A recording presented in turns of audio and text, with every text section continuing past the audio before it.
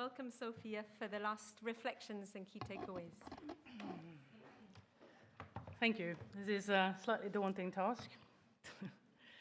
I've been amazed by all the C's that we've been working on today. So 2 years ago, we were here for the final conference of the ACCTING project, and I think we came up with 4 or 5 C's that summarized the project. This time we're beating that. We've got collectively co-created, collaborative, complex and contextual communities of commons as a catalyst for change. So a lot of C's. But anyway, so I mean, how do you conclude this? How do you reflect with it? I'll start with the easy, and that's obviously to do all the thank yous to all the participants, the organizers, the coordinators, the researchers, the participants, all the people who contributed with their knowledge during the process of this project, the people we've interviewed, the people we've been running workshops with. That's the easy thing to do. The more difficult thing to do is to connect and conclude in what ties back to the ambition of today's conference and the title, Empowering Change. Because we need to change our behaviors and practices. We know this. We need to consume less, at least for the 10% to do 50% of the emissions that we heard from the Commission this morning. And we need to consume less, and we need to think and reflect more. We need to connect more for an inclusive green transition. But we mustn't forget what Esteban reminded of us just now, that the Green Deal is a strategy for growth. So how do we do degrowth in a strategy for growth? So there's been two quotes that have been that's been stuck in my head today, and they're not from today's conference, they're previous quotes. And one of them, and I don't know where this come from actually, but it goes, it's collective action focus, and it goes, if you want to go fast, go alone. If you want to go far, go together.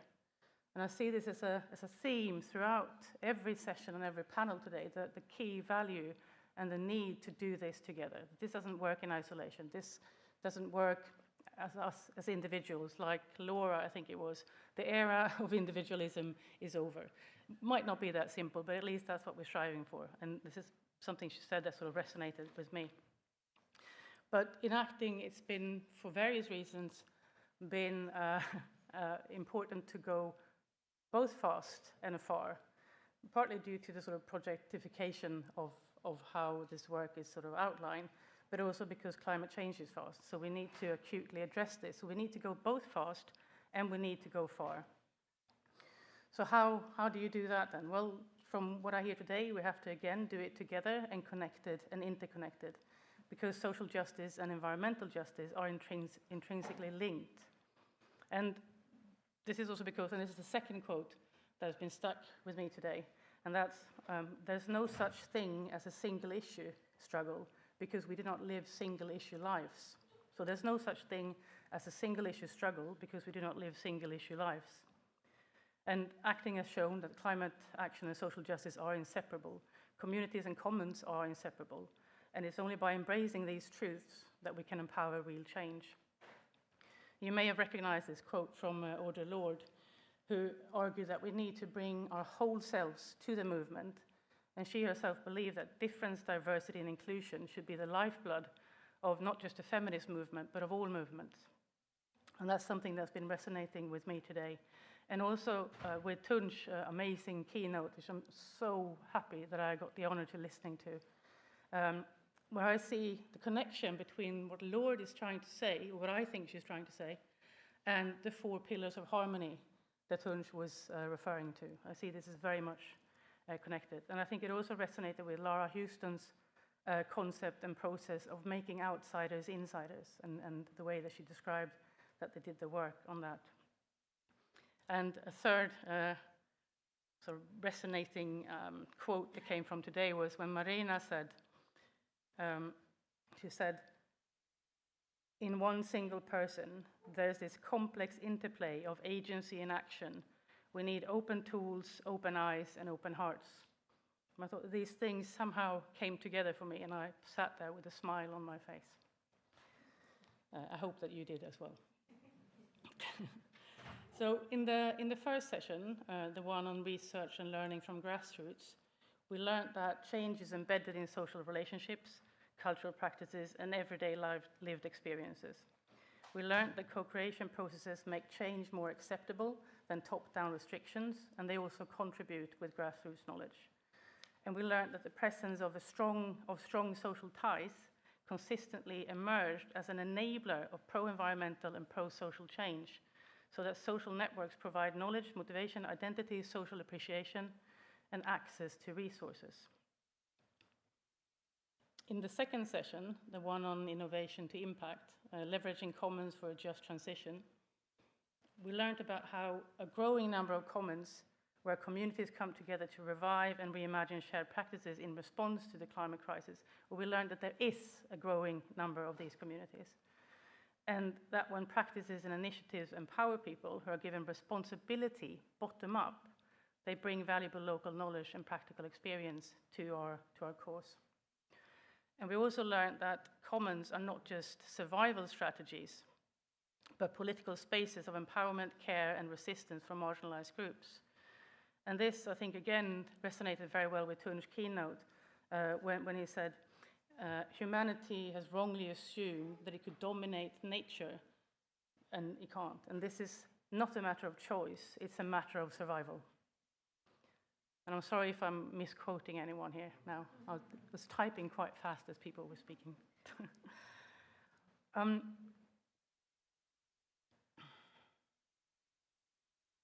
Yeah, but at the same time, just remember now that Sophie noted that the main challenge here is the complete lack of recognition of the role of commons and the role that community plays. So we have this great insight of the value of the commons, and then from Sophie's perspective, a complete lack of this recognition. So, explosion in my head. In the third session that we just listened to, we learned that the challenges to run local pilot actions are basically two, or on a meta level. These challenges are hierarchies and power. Specifically, it was more concrete on obtaining government permission to do the things we want to do, and top-down administrative cultures. And I think it was Daniel who said this. And that the solutions for this include, again, local knowledge, intergenerational knowledge, approaches that should be grounded in resilience and dialogue with the actors that we're working with and for. And the quote on his slide, I think, was, and I think Nico's used this as well, nothing about them without them. So again, about the insider, outsider, the us and them, and the separation we tend to do. And we're also reminded to always note the silences, to ask whose voice is missing. And this ties to what Lina said early on, I think, with a case of policymakers in Sweden, where they took the silence of marginalized groups as a sign of happiness or contentment, not contempt, contentment. So that by being silent, there's an assumption that we agree and that we're happy.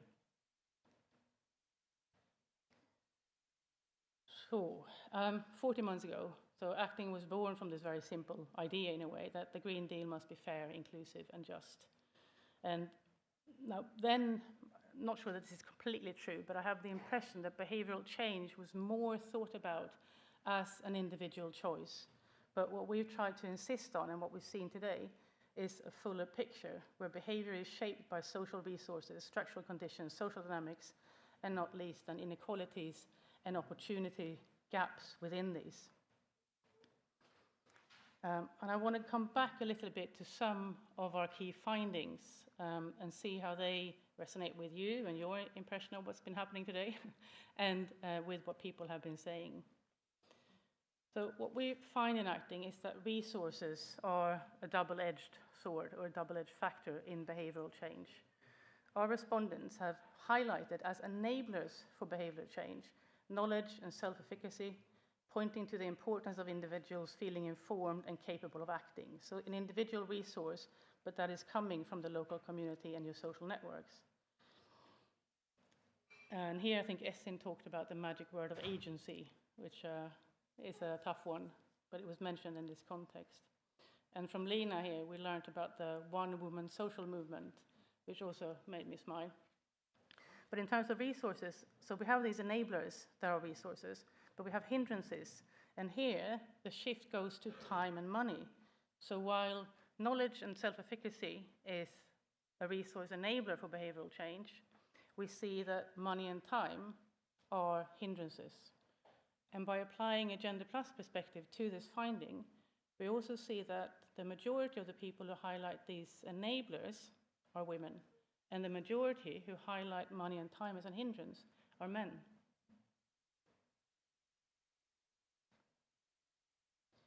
When we look at the structural conditions, the context that enable or constrain behavioral change, we find that structural conditions are slightly more frequent as an hindrance than as an enabler, which we assume reflect on the broader recognition that systemic factors obstruct individual efforts towards sustainability.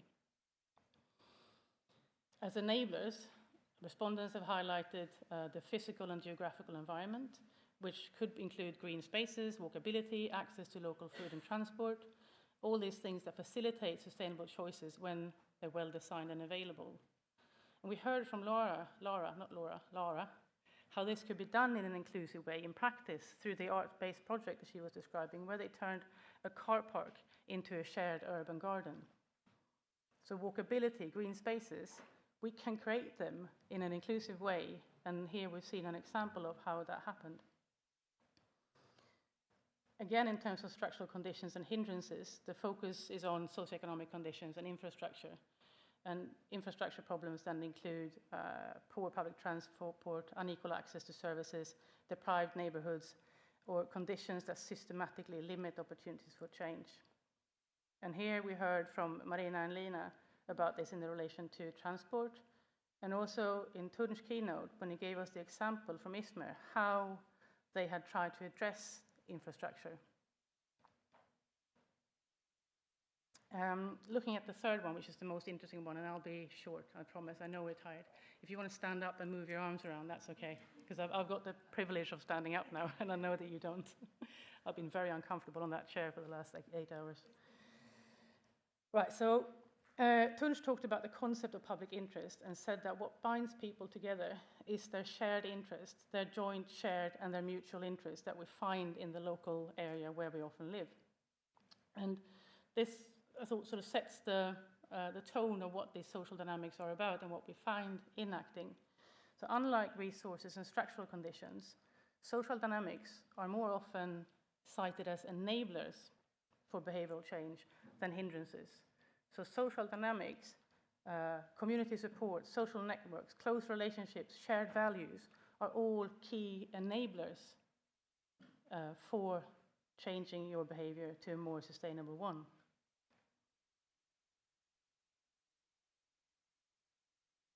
And I think this is what the whole Commons panel addressed, actually. It's about supporting community-based initiatives and peer-led interventions that build on existing networks and relationships. And that's what the way that we're trying to redefine Commons. This is what that does or speaks to.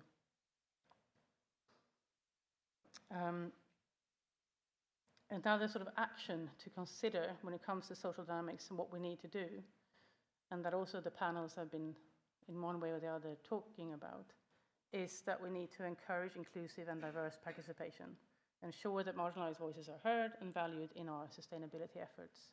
And again, we saw this in our pilot actions. They worked because they were inclusive, partly, and not least in Lara's presentation. Again, sorry, Lara, that I keep coming back to you.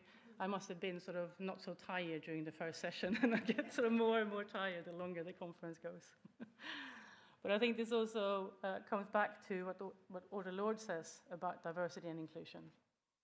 So these are knowledges that we've had for so long. And we're trying to move in the right direction, but it's so slow. And we want to go fast and far. Okay, so I think that acting's contribution, and we've seen this today, it's not just academic. It's also about testing solutions, but it's also a call for action. It's a call for action to the European Commission, to national governments, to local authorities, to researchers, to innovators, to anyone who's involved in this. And a simple thing in terms of call for action is to scale up the pilot actions that we've designed, the ones we've implemented and tested, and that we've heard from the second panel that they work. We need to integrate these findings into local, national, and EU policy. And in a way, I think that this day has provided a recipe for both the content, what that should include, and also the form for how to do it. We need to continue to take Gender Plus into account because we see differences in the enablers and hindrances when we break it down by Gender Plus inequality grounds. And we need to strengthen civil society and stakeholder engagement. That's sort of one of the main messages, I think. Inclusive policymaking must be the norm, not the exception.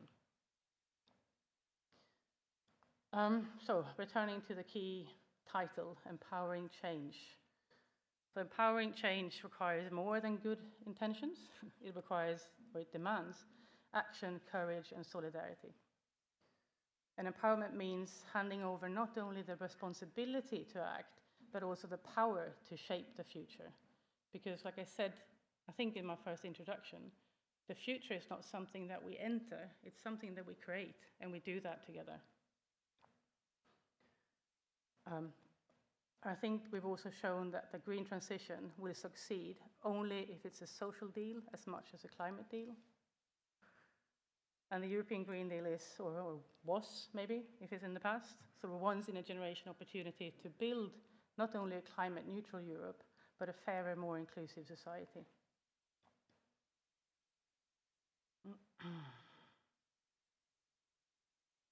And the lessons we've gathered through this project, the 40 months, not just today, but the ones we presented here, I think show us that when we center inclusion, solidarity, and justice, and when we listen to those who we often don't hear, when we collectively co-create communities of common, we build stronger and better solutions for all.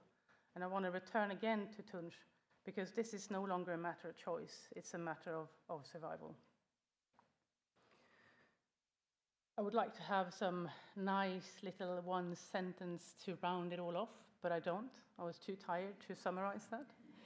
So with that, I will just thank you all again for listening, for joining, for sharing, and hope to see you in the next project.